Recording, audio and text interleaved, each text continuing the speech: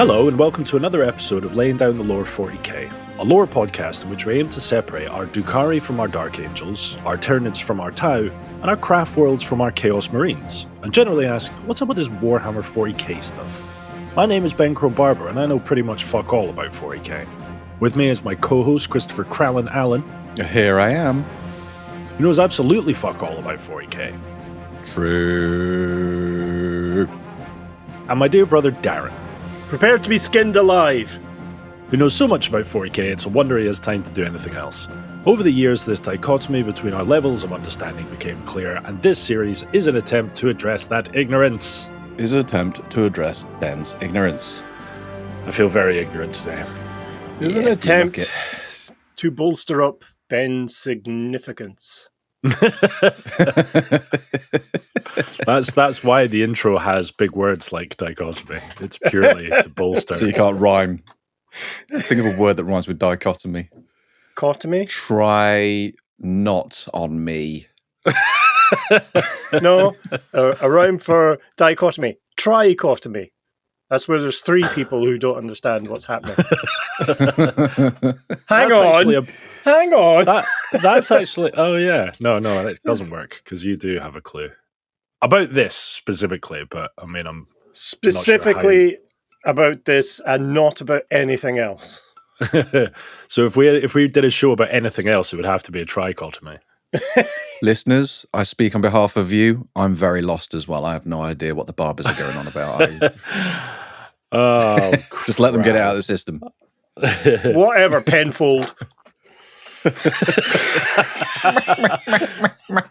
I don't know if anybody, either of you, saw on the Discord recently that somebody suggested that Kral was this show's Carl Pilkington. Just bolder. Yeah, how'd you feel about that, Kral? I never really watched that show, but I kind of get him. He was kind of the comic relief, wasn't he? He was Ricky Gervais, which was ironic because Ricky Gervais is a bit of a buffoon anyway, isn't he? So he was the buffoon's buffoon. Yeah. So I'm the buffoon's buffoon. Carl Pilkington I think he kind of represented the audience in a way. Right. Do you know what I mean? Holy fuck. He was for me anyway. He was the one that I most related to. the little bits of the show I did see, he just seemed like a frustrated guy that just didn't understand why things were the way they were. Exactly. I guess, yeah. All right, yeah, I can relate to that. Yeah, sure. Just angry at his own ignorance that he couldn't understand what was going on. Exactly that. And it was everyone else's problem. Yeah, I'll go with that. I'm Carl Pilkington. Whatevs. Right, fine. Done. Before we go on, big thanks to everyone who supports the show. You guys are amazing. I don't know why I said that so camp. Sarcastically. You guys are fabulous. If you want to support us, click on the Patreon link in the description and you can sign up today. For as little as £3, you can join our Discord. Kral, what could £3 buy you? Oh man, a smack in the face. Or membership to the Discord, which you choose.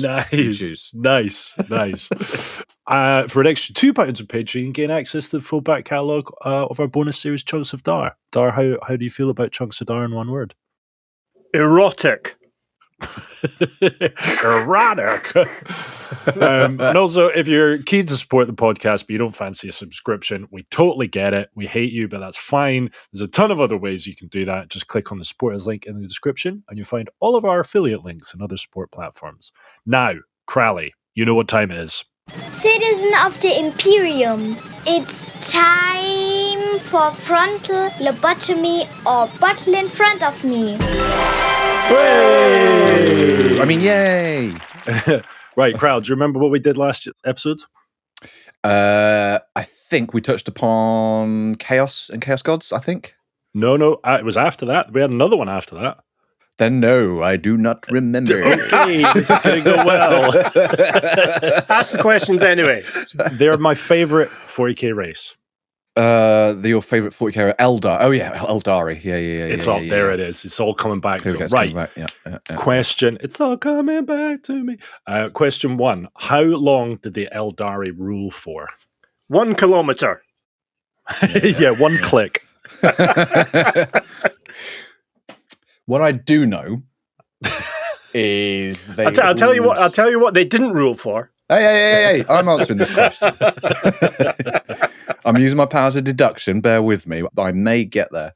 So what I do know is that they ruled relatively unchallenged for a long time. Okay, define a long time. Because that really, if you could define a long time, that may be the essence of the question. And may in fact be the answer.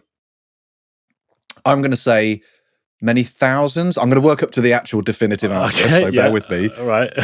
Several thousand, but not tens of thousands. No, more than that. More than tens of thousands, but not hundreds of thousands. No, those are things you put on cakes. Okay, that's hundreds of millions or thousands of millions, hundreds of thousands. No, anyway. Hundreds of thousands.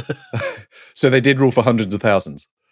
This cake is really heavy. Hundreds and thousands are what the things you put on cakes are. They're not called hundreds of millions. Okay, so Eldari. Two separate questions here. Okay, go. I give up. When did the dinosaurs go extinct? About 65 million years ago. Oh, so close. So Eldaria dinosaurs? Pretty much, yeah. I mean, they did ride dinosaurs, Kral, so do the math. That's how they died. In the aforementioned orgy. Yeah. Who brought that velociraptor in here? That is the dino orgy, That is one more claw than we need in this orgy. This Triceratops running right at you. Those are not horns. Oh. Right, Kral, I'm going to give you that one. I think by some weird twist. Was it 65 million? I think you said 60 million, Dar. Is that right? Yeah, about 60-ish million that they ruled unchallenged. Yeah, okay. Wow, Sweet. That was a long time, wasn't it? I think any of the... Did you know that, Darren? The Eldari ruled for like 60-odd million years. Yeah. Amazing. Yeah, I think if we do have any paleontologists, are they the ones that study dinosaurs? Yeah. Arboreologists, I think. Now, this is an audio medium, but I just want to convey this sneering face that Benny... Ugh. Paleontologists. Are they the one? Are those the fucking losers that study dinosaurs? I think you've misread it. It was more a kind of Leonardo DiCaprio from the meme from Django Unchained, sort of face. You know? Paleontologist, Actually, I think you'll find I look more like Leonardo DiCaprio. Yeah. You know. Right. Question number 2. Name 3. Just 3 of the 5 craft world types I've written. I think just 5 of the craft worlds. Yeah, the 5 most famous craft worlds. Oh, they don't have to be the names. It just has to be like what their characteristics are. The main craft worlds. Oh shit. Right. Do you remember what a craft world is? They're basically Eldari places of habitation, right? That's where the Eldari hang out and live, and maybe is a wraith ship one of them, or is that completely related? Well, a wraith ship is something we didn't discuss, but does exist. Yeah, a wraith ship is that one of the craft worlds? I know it seems a bit juxtaposition-ish to call it a wraith ship rather than a world, but is a wraith ship a craft world? No. No. Okay, then that is not. But a craft world is made of wraith bone. Correct, yeah. I am just picking the bottom of the barrel of my little knowledge of the bits I collected from Eldari. Waystones, Slanesh, Wraithbone. You just say enough of those key words. Yeah, exactly. Okay, well, just to grease the skids. Sayam Han, Bieltan, Ayandin, Alaitok, Ulthwi. Don't speak street to me, mate. Take that hood off. Put that gun down. Do you remember what any of the characteristics of them were? Like, I'll give you an example. Like, one of them where they're all about jet bikes. They just love jet bikes and like they sure did. Fast stuff. Yeah, they sure did. Well, I don't know. Right, I've written in really, really vague terms. One was undeady, one was aspecty, Bieltan, one was jet bikey, Siam Han, one was scouty, Alaitok, and one was warrior-y. The one we've not mentioned that I've forgotten. Okay, sweet. Both ways. Okay, Kral, yep, I'll give you that one. Why are you giving me these? Even I'm like, joking. feel like... You're not getting them, you fucking idiot. I can be 5 million years off an answer and you'd be like, yeah, you can have it. Like, Yeah. even I think that's a little bit extreme. Question 3. Which aspect warriors specialized in flame weaponry? The Grill Masters of Eldari 2. Kral, turn to the left so he can't hear us. Fire dragons, Fire Dragons, Ben. It was the fire dragons, Chris. How did you remember that? That's fucking mental. My inner voice Right. called to me. Do you know what, and told Kral? me to do better. Yeah, Do you know what, Kral? I'm going to give you that one. I should get that one, definitely. What? Final question, Kral. What is an exarch? Something related. It's a former arc. The Eldari. Exarch. Fuck off, that was hilarious. It's the arc I used to date. What? Yeah. God, yeah. that's almost as bad as that joke about the kid that used to be like really into tractors and then had a traumatic experience, stopped liking tractors, and then in a corporate job years later got stuck in a lift and it started to fill with smoke. So he breathed in all the smoke and then the doors opened, he blew it out and saved everyone's life. And then when asked about it, he said he was an ex-tractor fan. It's such a good joke. It's a great joke. It is a great joke. So tenuous, long, and painful. That is, I'm going to tell you now, that is the fastest I've ever told that joke. Normally that takes, it's a good 10-minute. He didn't even get out his shadow puppets. It was just... Yeah. I didn't even do that bit with interpretive dance. Right. What is an exarch, Kral? No idea. I'm going to have a guess. Is it something mecha? Is it something Eldarian mecha? Like roboty? It's definitely Eldari, but I'm not going to give you any points for that because that's the topic. Is it Exarch? Is it like some senior Eldari, super powerful authority, responsibility, some super warrior or super authoritarian type figure? Or both? Nailed it. Yeah. I would say, is it an Eldari Primarch? No. Okay, is it an Eldari Space Marine? No. Equivalent of, right? But we're getting there. We're getting warm. Is it? No. You were warm first, and now you're just getting colder. I think it's Eldari. That's all you need to know. Like a corpse at an orgy. Yeah. What? Yeah. So I wrote here, and I don't know if this is a load of shit. An aspect warrior that does not change paths. What's an aspect warrior? Yes. Yeah. Right, okay. And becomes What's a warrior an aspect priest. warrior? So an aspect, so the fire dragons that you mentioned, they're aspects, as in they specialize in an aspect of stuff. It's their skill tree. War. Probably war. The fire dragons chose the flamey skill tree. Yeah. Yeah. And then you got the sulfur warriors who are like, just, they Smelly. make a banging scrambled egg. Any type of egg you want, they'll sort you out. Right. Ugh. Kral, I'm going to give you that one. This is a new personal best, Kral. You got 75%. Yeah. It just shows that over a long enough time frame, he'll get questions right. How long have we been doing this now? It just smacks of my GCSE years again. Never turned up to school. Scraped by with 43%, and I still passed.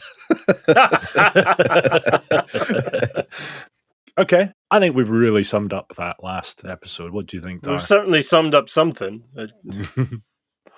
I feel like we're really learning, Kral. Do you feel like we're really learning? I feel like you're really learning about me, Kral. We're really learning about Kral. Is anyone? Yeah. I'm really learning about how I can feel my blood pressure actually get higher. So last episode we looked at the two factions, or two of the four factions of the Eldar, as was the Eldari, as they are now. We looked at the Craft Worlds, which are the Lifeboat Eldar, and we looked at the Exodites, which are the Wood Elf Eldar, the Dino Wood Elf Eldar. So in this episode, we're going to have a look at the third of the four groups. We're going to look at the Drukhari, or the Dark Eldar, as was. Sweet. Different, of course, from the Dark Elves, which are the Druki, because, names. trademarkable names. Because copyright law. Yeah. Yeah. What's the equivalent name for fantasy elves? That's the Eldari, and what's... So Drukhari. I suppose you could look at it as the Craftworld Eldar are the High Elves, the Exodite are the Wood Elves, the Dark Eldar are the Dark Elves, and then the one we'll deal with in the next episode, the Harlequins, are sort of a mix of High Elf and Wood Elf. They're kind of performative warriors. What I meant was the Dark Elves are the Drukhari, the High Elves are the... What's the equivalent name to Drukhari? Oh, the... Or the Druki, sorry. The Dark Elves are Druki, aren't they? Yeah, What's the High Elves are the Azuri. And the Wood Elves are the Azar. Okay. No, I mate. remember. No, no. Nope. You got that wrong. So it's been rejected by the Department of Crowl. Yeah, I Rubber disagree. stamp. We need a signature. We need a signature from the Department of Crowl to move forward. Yeah. So, the Dark Eldar, the Drukhari, were created or came into existence at the moment of the fall. So we talked last episode about the fall of the Eldar, the fall of the Eldari, where Slaanesh came into existence and sucked out the soul of every single living Eldar within, several light years, creating the Eye of Terror and pulling the Eldari homeworlds into the realms of chaos. So you had these the Eldari homeworlds became demon worlds, and the Eye of Terror was formed around that. Chris, you had your hand up there. Just an observation. Everything's like given, every moment, event of significance is like given a movie title, isn't it? Yeah. The Fall. You could just imagine like some gruff, dulcet-toned American coming this fall, starring Rob Schneider. The Fall. See, In a 24-karat gold comedy. A lot of those trailers, I think, would benefit from a really strong Welsh accent doing the voiceover. Yeah. Hey, boy, yo. The Fall. Where the Exodites had fled to the Maiden Worlds and created their kind of world cores of Wraithbone as kind of isolated settlements, and the Craftworld Eldar had created the eponymous Craft Worlds, and so sailed out of danger, the Drukhari disappeared into the webway. Now, the webway was already populated with Eldar cities. There are entire cities within the webway, confines of the webway, outside of material space and separate from the realms of chaos, or the Sea of Souls. And when the fall happened, the Drukhari were safe within the confines of the webway and were, protected largely from the physical destruction of the Eldari homeworlds. This is not to say that they themselves were safe from Slaanesh, because it became apparent relatively quickly that they were not protected fully from the grasping kind of thirst of Slaanesh, and they found themselves aging at a faster rate than they would normally do, and that was their souls being drawn into Slaanesh to build up its power base. I was about to say her power base, its power base. That was unique. That fast aging was unique to the Drukhari, though. That is because uniquely. of the circumstance. Okay. Yes, exactly right. So they're physically protected, but not kind of metaphysically protected. If you see what I mean, there's an existential threat to them. Was that the only way that Slaanesh could get to them? Was that was it kind I can't of have you lasted? physically, so I'm going to have your age. Yeah. Which is a kind of existential horror for the Drukhari, because they can live hundreds, if not thousands, of years in their lifespan, but now they were reduced to half of a human's life in terms of they were having that much life force drained out of them. Chris? And was that an ongoing thing from that moment? Like they went from living, say, 300 years to only 50 years from then on. That was their characteristic aging. Yes, it became apparent within a few years of the collapse of the Eldari civilization that that's what was happening. They were having their life force literally sucked out of their body by the god of excess. Even while they're in the webway? Yes, even while they're in the webway.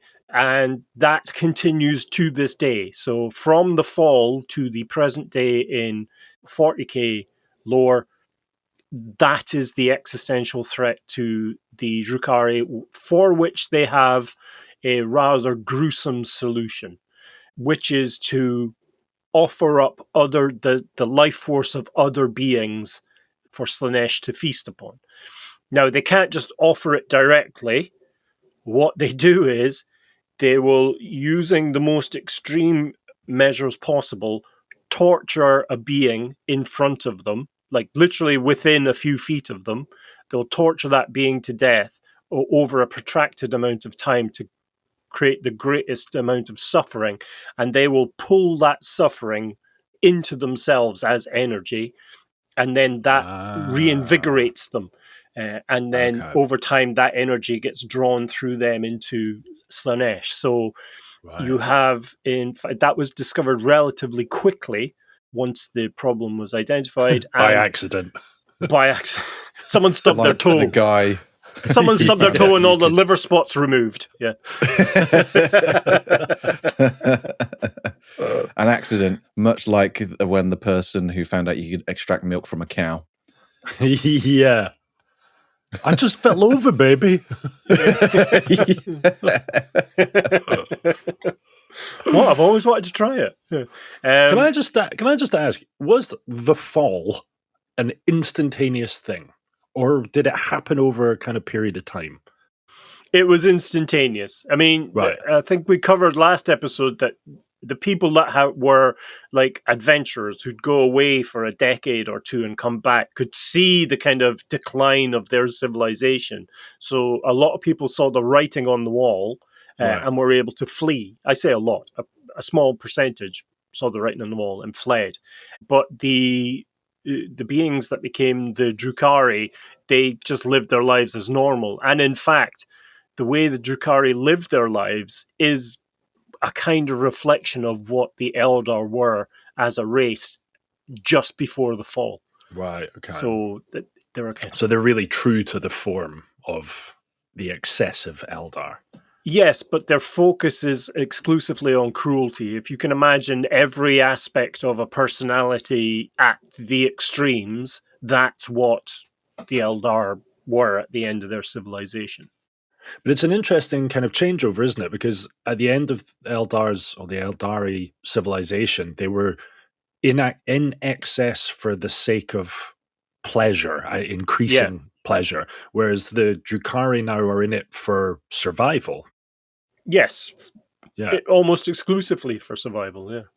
Interesting. So obviously you have this big crescendo of kind of orgies and whatnot kind of leading up to the fall. Is the fall, is that description, is it specifically the moment in which Slaanesh was formed, or is it really the whole kind of rise and journey up to that kind of the climax? It's the latter. It's the entire tale from their greatness through to the eventual birth of Slaanesh is the fall of the Eldar. So you kind of capture their civilization in its entirety within that kind of tale. So the solution to not aging as fast is to get another being, torture it to death, and then the energies of that helps them sedate Slaanesh's. Is it like a 1-to-1 ratio? So does each Drukhari need one being to do it, or can one tortured being satisfy like 10 other Drukharis? Yeah, you have to gather around. Yeah, it's like a campfire. So I mean, you have to warm yourself. Imagine. Somebody gets a guitar out, and there's always a campfire. Just wailing. Wah! Come on. It's All together now. Sing it, sister. No, it's a great question because it's the amount of energy required increases as the Drukhari ages. So there you see a reflection of the quality of the thirst of Slaanesh, which is a thing of diminishing returns. You have to keep upping the ante to get the same response. Okay. And so in that is captured the kind of vital essence of Slaanesh. So overwhelming after a while. You got like a whole hall of like tortured beings. You got to like spin a lot of plates and like get tortured. Just kind of like round robin. Yeah, okay. Yeah. If in like an ideal situation, a single Drukhari member is able to get as much of the, suffering and sacrifice as they need, how much would that extend their kind of average 50-year lifespan? So a kind of basic foot troop, it would last them a year or two. Oh, wow. Okay. But that means they have to constantly go through the process of finding, capturing, torturing, and killing, sentient life to be able to really kind of like a fountain of youth kind of deal, because it does make them younger. It returns them to their kind of peak health and physicality. And for what's referred to as the Archons, the kind of leaders of the Kabals, there's 3 factions which we'll cover in shortly. The Kabals are the kind of warrior elite, kind of what most people think of when you see the Drukhari. Those leaders end up with, like, have you ever seen those kind of university surgery rooms where it's they've got the kind of table in the middle, and then there's a circular thing that goes up like 10 or 12 things. Yeah. So think of that, where the Dark Eldar Lord is sat in the middle at the bottom, and they're just in a kind of reverse cone of victims being tortured to death, and that's their shower. That's how they kind of give themselves a bit of a zhuzh in the morning. Yeah. That's how I do it. It's the best way to start the day. The reverse cone of pain. Yeah, that's it. But so what you find then is that the constant need to consume the agony of others is the kind of central engine that runs the Drukhari civilization. Now, I mentioned there are kind of 3 main factions. Their civilization is broken up into 3 broad groups. One is the Kabals, which is what you would think of as the kind of standard Dark Eldar military. So it's made up of both true-born and half-born warriors. The true-born, it's all to do with cloning. And all to do with what, sorry? Kind of cloning and eugenics and creating the best kind of warrior. You then have various kind of military assets but it's really you've got to think of it as warlords. It's regional warlords. And each region that they're in control of is a part of the great webway city of Commorragh.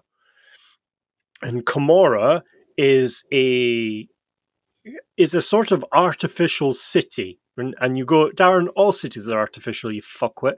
No, what I mean is it's a megalopolis. So it's a huge conurbation, a huge urbanized kind of settlement, but it's spread all over the galaxy.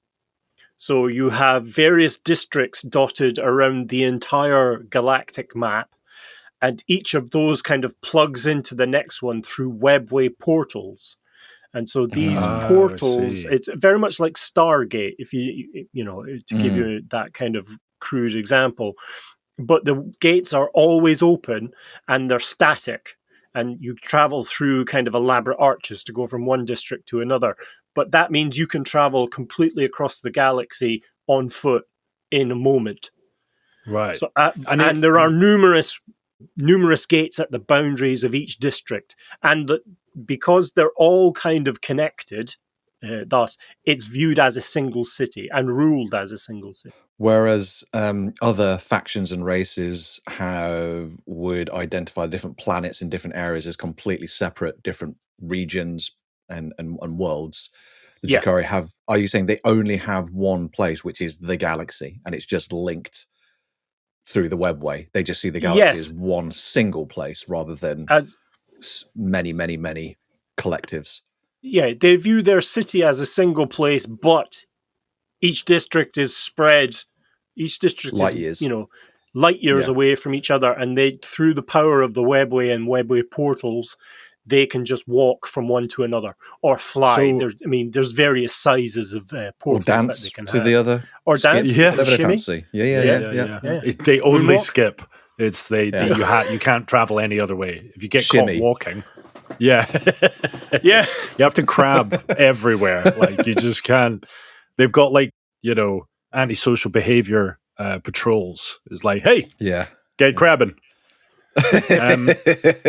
Is the experience of walking through the city, like if you were coming up to one of those huge arches, would you be able to see through it? Would it just look like a normal arch? Like you can see through it and you can see the city on the other side of it, or the district on the other side of it? Can you see where you're going? You're literally, in corporeal space, light years away from where that district is. For a lot of them, yes, it is. You can it's like literally just like walking from one place to another, because that's exactly what you're doing. In others, it's like, the kind of heat shimmer you get on hot days just above the road. It's like that. Some of them are more kind of clouded, sometimes deliberately to, dissuade enemy forces coming through. But in general, it's like just walking through. It's like walking under an arch through a bridge. That's it.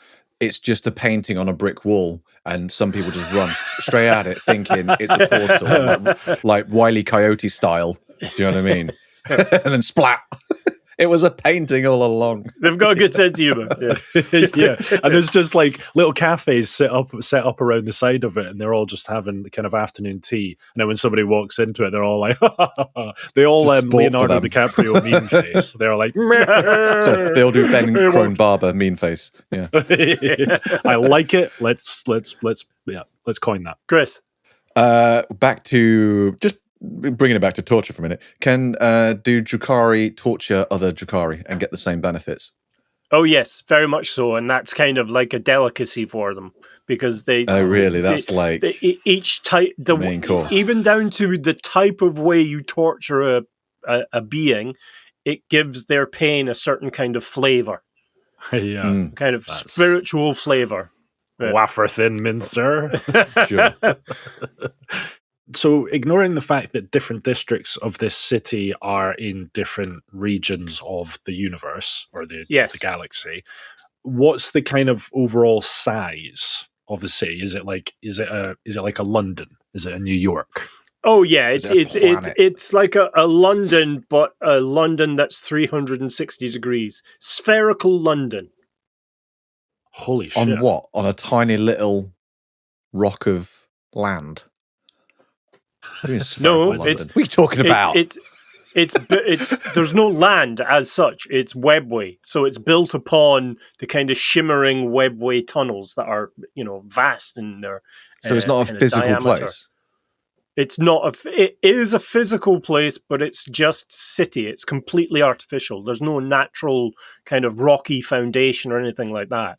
It's built within the webway, so it's built. The lowest levels of each district is a kind of steel or wraithbone or whatever built directly onto kind of a force field. That kind of, that's what the webway is. It's a series of force field tubes. You're just full of shit. This isn't a real place. There's like force fields and globes and stuff. It's all very technical, Chris. You wouldn't understand it. I'm going to test you on it next episode.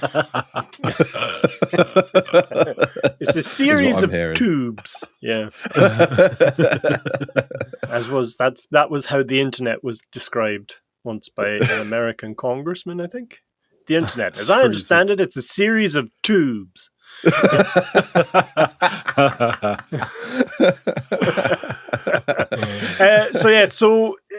In terms of its size, I would suggest spherical London, but there are so many portals and webway gates within that it has access not only to other planets, but to actually just areas in space. There are portals that you can fly an entire Drukhari kind of space cruiser through and arrive in real space. Cool. As opposed to the Fancy. webway. But in terms of architecture, it's kind of cruel Gothic. Everything is spires, towers, and spikes. And so where there are walkways, they're either suspended above. There are walkways between towers, and in some cases between districts. But on the lower levels, they do have the kind of street aesthetic. But it's Spiky very, streets. very dangerous place to walk around. Yeah. Okay. Not just because everything is spiky, but there are things that want to kill you and like eat your energy. Sometimes through eating.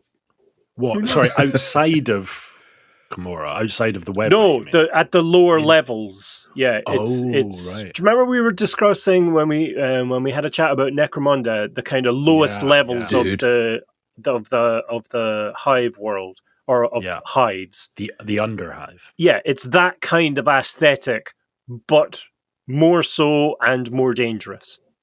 Right. Shit. It's 40k, remember? There's always a bigger fish, Ben. It's always this is you even say the underhive? gnarlier. Yeah. You should see the underhive. So you said there were 3 groups. So there was the Cabal. Oh, yeah.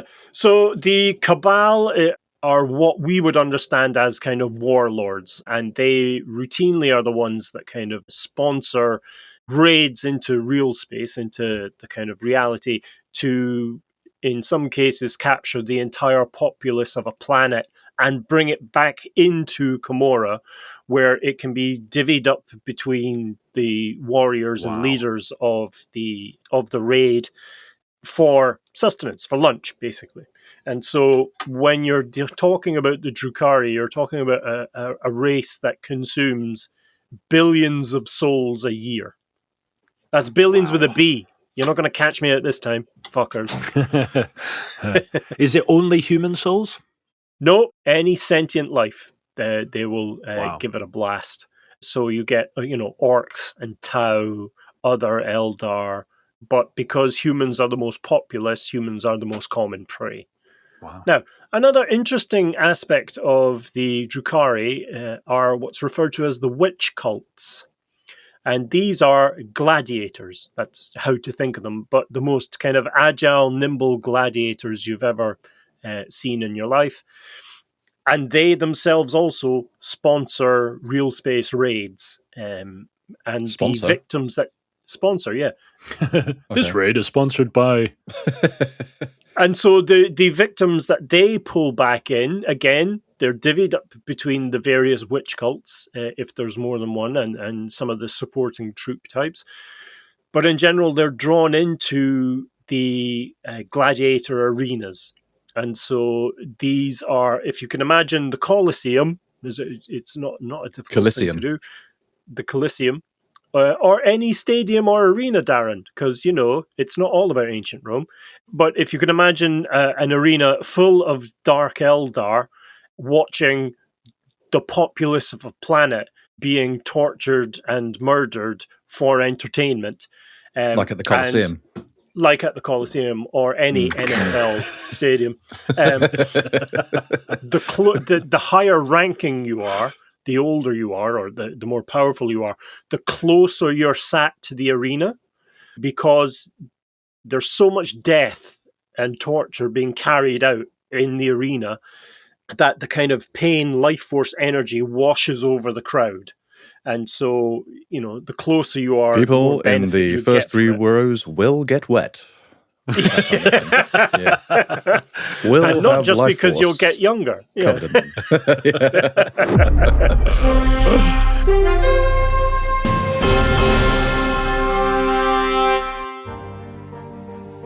We all know those moments when our strength fades, when we hesitate, when we suddenly age several years in the blink of an eye.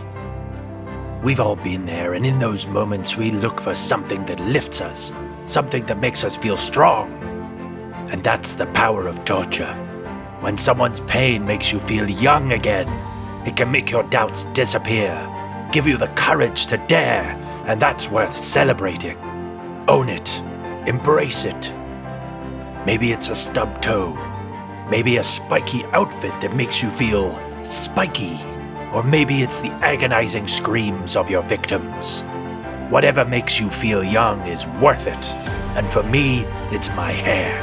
And that's why I choose Suffer by Boreal. When my hair looks like 1,000 melted faces, I feel luminous.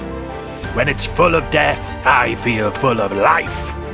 So when I take that last look in the mirror before a raid, I think, yes, I feel spunky. Suffer Hair Treatment by Boreal Commorragh.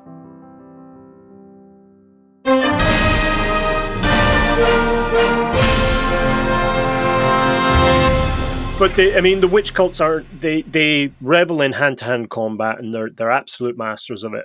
They also have access to, or they also have Beast Masters, which are kind of witch gladiators who ride hoverboards and command the kind of really unelegantly. They're kind of whoa. Yeah. Like a middle-aged person on a skateboard. Hey, how do I stop? One time. Do I put my feet down, or do I? Do they have really dope sneakers like Back to the Future as well? Whoa! No, actually, they're barefoot. How's that for a dull factoid? They control the hoverboard with their toes. Please tell me that's a joke. No, that's not a joke. It's actually true. It's how it's sculpted in the figure as well. Wow. Does the hoverboard have guns, and do they control those guns with their toes as well? Not those hoverboards, because they're specific to just moving around. But there's a troop type called the Hellions that do have hoverboards with guns that they control with their feet. Yeah. Fucking You have to tap brilliant. dance it into action. River dance. Yeah.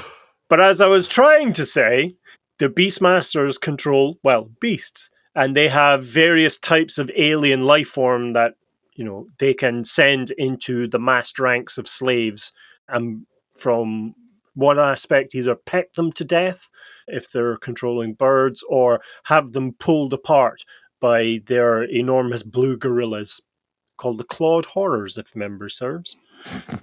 Have him pulled apart. Sure. Have him Oh, I've broken a fingernail. Have that man pulled apart. No, it's grown back. Have the boy pull this man apart. The boy, sir, you pull this man apart. The Wych Cults are also the kind of home of the Reaver jet bikes. So these are gangs of jet bikers.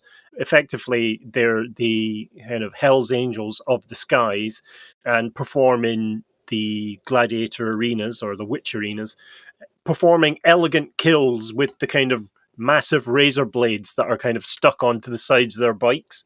They kind of swoop down and try and decapitate a few people on the go, to the huge adulation of the crowd. So it's very much, if the reverse cone of pain is a shower, the arena is kind of like a public baths of regenerative pain. Cool. I'm liking the analogies here. These kind of relax R&R type of analogies. Yeah. And these are like Reaver bikers. I'm sure they're very badassery when they're in their prime. I like to imagine their kids and their offspring, though, are like shitty little twat teenagers on 50cc mopeds. Just like razzing around at 2 a.m. the estate. Well, that's what the Hellions are. That's what the hoverboard guys would be. Oh, really? They're the ones Like that kind of zip around. Yeah. Yeah, right. With L plates. Yeah. with spiky L plates. Yeah. With spiky L plates, yeah. L for elf, right? Oh, yeah. The final kind of faction in the Triumvirate of Power are the Haemonculus Covens. Not Haemonculus Cousins, Haemonculus Covens. And these are, how would you describe them? The best bit. Have you ever seen Hellraiser? Mm-hmm. They're the Cenobites. They're the ones that would create the Cenobites. They are the kind of... Is that the dude with all the fucking pins and shit in him? Exactly right, yeah. Right. Referred to uniquely Pinhead. as Pinhead. Yeah. Mm. That's what that name So how did you get the name? Really? Well, I'm Archibald Pinhead III. It's a family name. It's coincidence. Family name. It was an accident. Yes, the homunculus or homunculi, to give them their plural noun, they are the pain masters. They're the they're mixed between Frankenstein and an eviler version of Frankenstein. So they are the kind of flesh crafters, resurrectionists, and resurrectionists. No, it's a resurrectionist, baby. Really big shoe. Really big shoe. I'll be there at 10ish. Sean Connery as the resurrectionist. At Wimbledon. So these are the ones that not only delight in creating kind of evil abominations to use in warfare, but they're also kind of the masters in the art of pain generation and creation of specialized troops or mercenary groups that can be used for either the Cabals or the Wych Cults, or indeed their own covens when they go into real space to raid and pull out kind of the populace of a planet. They are probably, without exception, the oldest Dark Eldar or Drukhari individuals in the galaxy, some of which even predate the fall of the Eldar. So Wow. the fall. Coming this fall, the fall to the falling. Fall. Sorry, mate.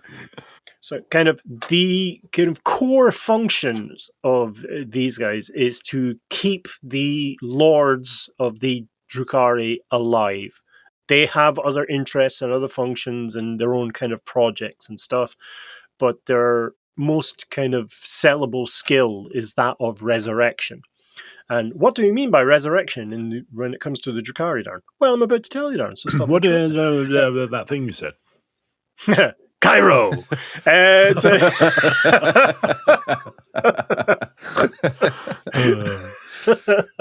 So, are we going to explain the Cairo thing? No, we're not. We're just going to move on. We're We're just going to move on. If you do want to find out, you'll have to subscribe and come and chat with us on Discord. Yeah. When a Drukhari is injured, or indeed when they're injured to the point of death, their soul kind of clings to their body in kind of desperate terror because they don't want to be... No! I'm not going! Yeah, exactly right. If their remains can be brought to a homunculus within a kind of fairly short time period, their body can be regrown and their soul can be forced back into their body. Wow. Jam it in there. Jam it like a shoehorn. Yeah, and then they're then like they a Twinkie are through a keyhole. Squish it through.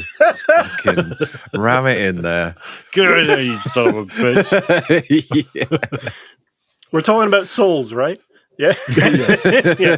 Okay, so they fist the soul back into the body, and then and then the body regenerates, usually through the torture of many hundreds or perhaps even thousands of beings to wash the body with this kind of vitalizing energy.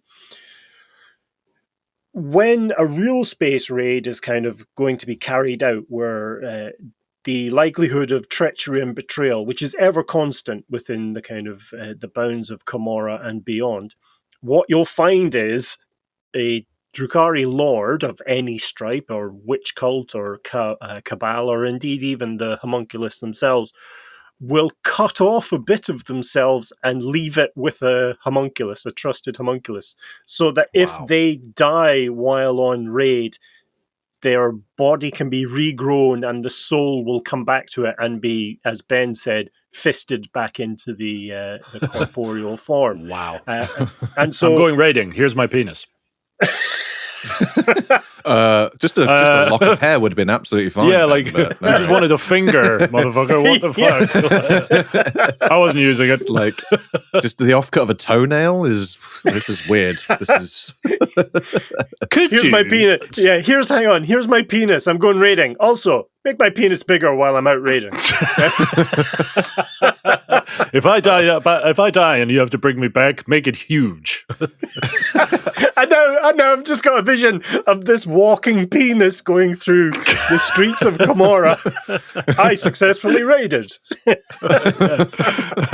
It's just a penis with an idiot hanging off it. Wow. You were going to ask, Ben? I completely forgot and moved. It doesn't even matter now. So the Haemonculus Covens are also responsible for creating kind of two of the most terrifying war engines they have. One is the Talos, which went through a change from 3rd edition to 5th edition. There was a kind of subtle change. See if you can notice it.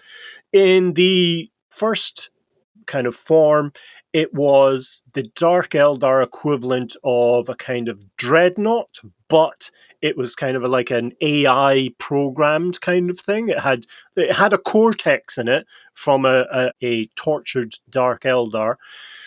But what it would do is it would hover across it looks like a scorpion with no legs. Right. It's got the kind of pinchy claws, which can be changed out for other weapons, and a tail that curves over itself, which has what's referred to as splinter cannons attached to it. If you'll recall, dear listener, fires massive rats. That was so good. That was so good. In dress robes. Thanks. No, that's thrown me off now completely. I've just with the kind of craft world Eldar, they have shuriken catapults is their main kind of weapon. So these fire tiny like ninja-esque throwing stars. The Drukhari version of that is a splinter gun. So it fires crystal shards out that can pierce armor, but also they've got a neurotoxin in them, so you die the most painful death. So again, it reinforces this aspect that everything about the Drukhari causes pain as kind of a matter of course. Why kill someone instantly when you can kill them slowly and painfully, right? Exactly right, yeah. But do they not have to be near them to benefit from that suffering? Like, yes. Like, what's the kind of range? Like, if you fire one of these things and someone's 24 inches. Meters, 24 inches. We've been through this, yeah. Oh, right, okay. All right. Just like my penis that I left with that homunculi. After you left it with that homunculi, I think. Make this at least 2 inches bigger.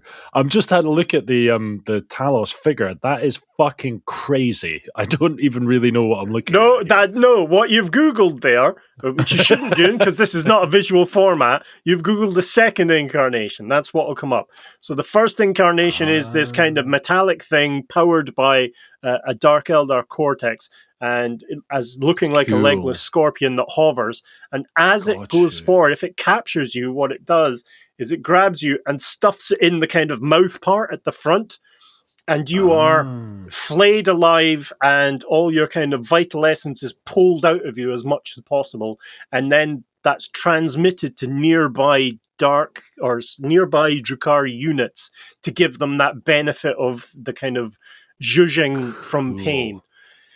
Now, that went from that in the 3rd edition to the Talos, as it became known, the Pain Engine, which is Frankenstein's monster on steroids, but no legs, kind of stuck where the body of that hovering scorpion would be. And it Yikes. causes much the same kind of damage, except it doesn't shove you inside itself. This is a Right. very That'd just be erotic weird. description for no particular purpose. But now it just kind of crushes you and minces you up with its kind of various bladed limbs. I think I'm looking at this later edition. It actually looks quite. Yeah. It's got there's some a fleshy major bloke in the middle of it, and he's just wearing a bunch of armor, basically. Yeah. He's got some fucking serious guns on him as well, isn't he? Like, Yeah. pow. 2 tickets to the gun show. Pow.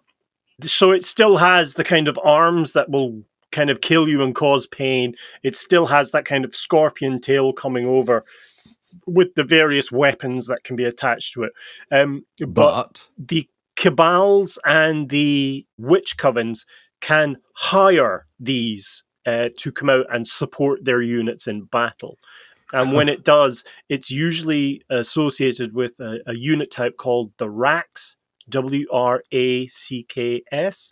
And those are Haemonculus in training. So those are the apprentices, and there's usually squads of 5 or 10 of them that go into battle when these kind of major assets are loaned out to other wards. Hire an Eldar Talos painengine.com. That's what I'm picturing. And they're stored in like some industrial estate kind of forecourt. You have to go around to like Grimsby Industrial. Yeah, got to keep the kids. Don't break in there. Don't go looking around. That's not a warehouse you want to be in. It's managed by one dude in like a porter cabin. He works 7 days a week. Yeah, on night shifts. There was then a kind of upgrade, but it's actually a separate engine that the Haemonculus create, which is the Kronos engine. What that is if you take a Talos pain engine and replace everything with tentacles and a huge kind of pain engine on the back of it. And what that does is as it floats forward, its tendrils whip out and grab enemy infantry or light vehicles. Like an anemone. Drains them dry of their essence and then projects that in an aura around itself for nearby Drukhari units to be able to absorb. And when you're seeing this happening to your kind of squad mates, if you're facing one of these things, it just does look like those various scenes from mummy movies where the mummy is fine and then it's beaten and it ages, hundreds of years instantly. It's that kind of aesthetic. So you've got this dusty, flailing, tentacle, evil octopus monster. It's quite a mouthful, isn't it? Watch out for the dusty, tentacly waving, flailing. Which one? Oh, he's dead already. Yeah, we need a snappier term for this thing. Let's just call it Thing from now on. Maybe that'll save some more guys.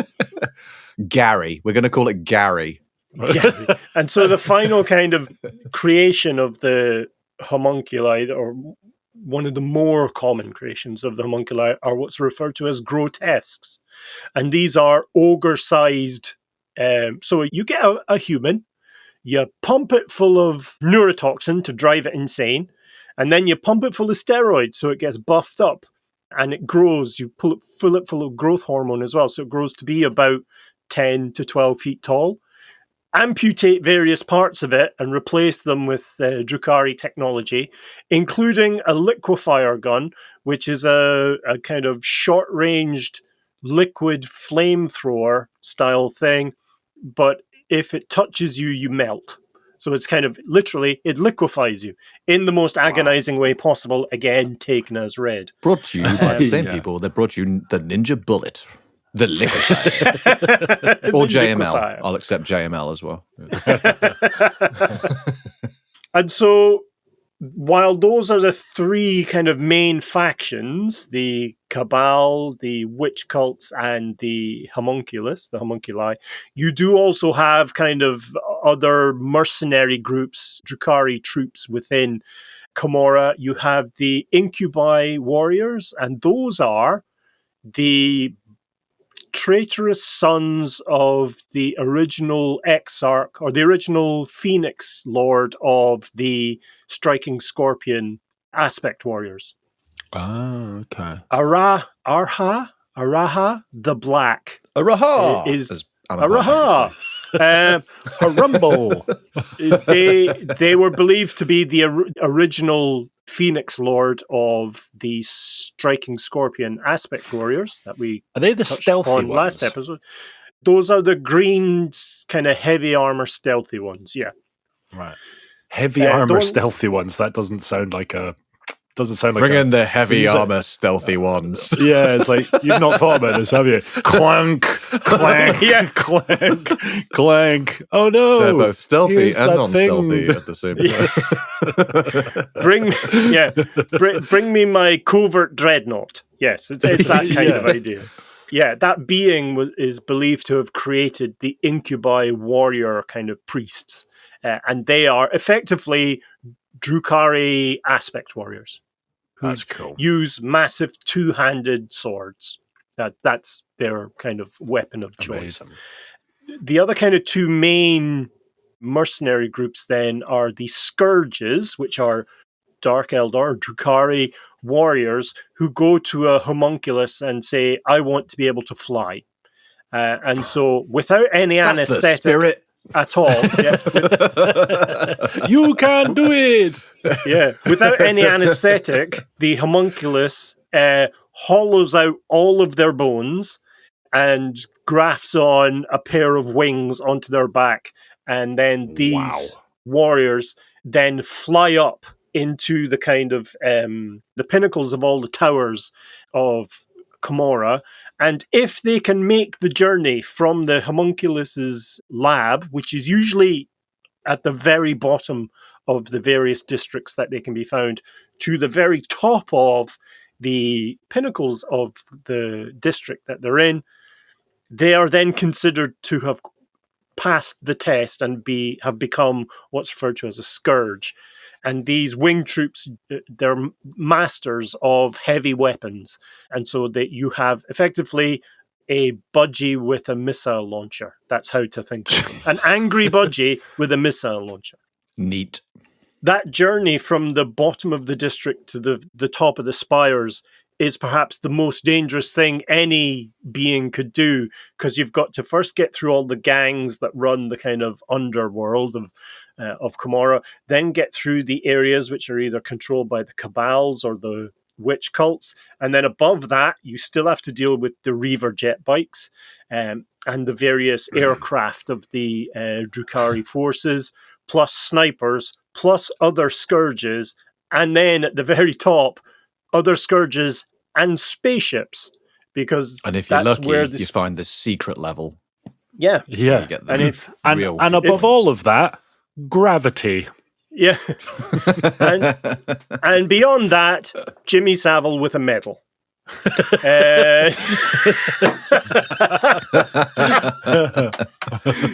You're a scourge. Now then. Don't touch my wings. In terms then of the final kind of aspect of the Drukhari nature I want to talk about is its relation to chaos. Don't like it. It's not a fan. Oh. But there are elements of the Drukhari within their history who have either become infected by the kind of shadowy darkness of Commorragh as manifested in terms of its closeness to the warp. It's with the warp but not of the warp, or indeed have made deals with the chaos powers. These then become what's referred to as the mandrakes. These guys went through, again, very much like the Talos went through a big kind of design aesthetic change. When they first appeared, they were kind of patent leather-clad S&M maniacs who could move into the shadow and disappear and reappear in another shadow. And they had pistols and knives. That was their kind of weaponry. Go to 5th edition, where they look like kabuki demons So they've got you would recognize stylistically as big kind of samurai trousers, the big flared style. Very comfortable. Lower garment, incredibly comfortable. But their bodies then are slightly warped, and they've got runes carved into their chests, and their blades then look like the nightmare versions of butcher knives. And instead of having a pistol, they're able to fire from their hands. Basically, their hands are flamethrowers. They can shoot balefire at their enemy and kind of burn them with the evilness of Drukhari and Chaos combined. In some instances, I think they had the demon kind of keyword, but I'm not sure. But indeed, that's how they played. They were able to then kind of be summoned into battle. So they were the scouts. They were the ones that could fire ahead of the main force, jumping from shadow to shadow, and became assassins, effectively, for hire. Drukhari! With Dun, dun, dun. with all these units that kind of have their hands and appendages swapped with weaponry, I imagine there must be like feeding time. They've got to have like troughs or like something like that. Do you know what I mean? They can't pick up a cup of tea. Do you know what I mean? So they just have to kind of line up like cows. It's just like eat from a tubes. trough or something like that. Yeah, It's just tubes. Lots. it's a series of lots tubes, right, Darren? Yeah, the internet. So there's some evidence in the lore that eating is actually an aristocratic kind of affectation. If you can, have a person in front of you tortured to death and you're revitalized, you don't really need to eat. Mm. Oh yeah. So ergo, you don't need hands. Well, I mean, they would be useful if only for pointing. Say that one. I want that one to die. I don't know. I mean, okay, fine. I mean, it is the world of Warhammer 40K, so you tell me, if that's the way. But like, staving off old age isn't the same as just daily sustenance. Well, I mean, that's true. Man still needs to eat and drink. Person still needs to eat and drink. I would say, though, that you're not really kind of staving off old age. You're returning to the kind of peak physicality of your being. Okay, but fine. yes, that is them eating. Torture is eating. Fine. Yeah, I suspect they do have maybe some sort of evil spiky sandwich somewhere. Yeah, that's thrown at them. Yeah, they don't have to like use their claws or missing appendages. It's just thrown at them. It's just rubbed into their face, and then they that way. I'll have a cheek sandwich. So the only thing I'd really add at the end of this is, with all this kind of horror and pain and terror, it's a fairly bleak place, the Drukhari realm of Commorragh, and its doesn't kind of sound great. Satellites. It's not really anything that's kind of, there's no sunlight. There is light from captured stars in some of the areas, but it's never a healthy kind of, body warming light. It's a cold, bleak, dark place, filled with equally cold, bleak, dark people. Is the name a play on Sodom and Gomorrah? Yes. It's gotta be, isn't right? it? Okay. Yeah. It's a bit too. How do you spell? Is it just Gomorrah but with a K or a C? No, it's COMMORRAGH. Right. Okay. Yeah. Literally as close as to Gomorrah as you could get. Yeah, it's the typical GW spelling. Gomorrah, existing name, isn't it? Yeah. Gomorrah. Oi. Kral, if you were going to be a Drukhari, I am a Drukhari. Who in I your would torture life you. You would be the first person. You torture There first, you son of a bitch. Yeah. It's why he's getting younger, and look at this fucking state of me. I think the two of you are Drukhari. My form of torture to Ben would just play on his OCD. I would just be like, you see that picture, Ben? Look how wonky I'm going to make it. Oh, you son of a bitch. Like, no! It corrected itself. Yeah, It corrected itself. I'm young again. Look at this spreadsheet I'm going to use incorrectly. Stuff of that nature. Well, I don't think we need to dwell on this subject anymore, my OCD aside. So, are we calling it a day? Is that it? Anything else? Want to add to that? Nope. In terms of this super helicopter high-level look at the Drukhari, no. When we do a deep dive into it, I'm going to unveil reams of horrific material, and I'll also wear a shirt with no nipple covers. And just to give you the full horror of the Drukhari. Is a shirt with no nipple covers just a shirt with holes in it? Is that a very... Yes. Is that the plan? Okay. It's just not wearing a shirt. I think it's just not wearing a top at all. I really like that shirt you're wearing, Dan. My favourite part is the nipple covers. Like shoulder pads, but they've just sewn like felt pads that have just been put on the front. Like. Right. Well, anyway, we've got to wrap up. Anything else? No. End transmission.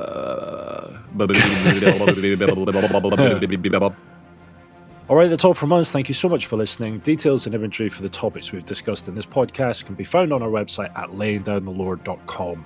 We also have all our previous episodes on there, release schedules, and merchandise. Again, if you're keen to support the podcast, just click on the support us link in the description and give us all your goddamn spondooly. We'll be back again soon, displaying just how much I want to torture Chris as a Drukhari. Until then, goodbye. Blah, blah, blah, blah, blah, blah. I love you, but I'm not in love with you.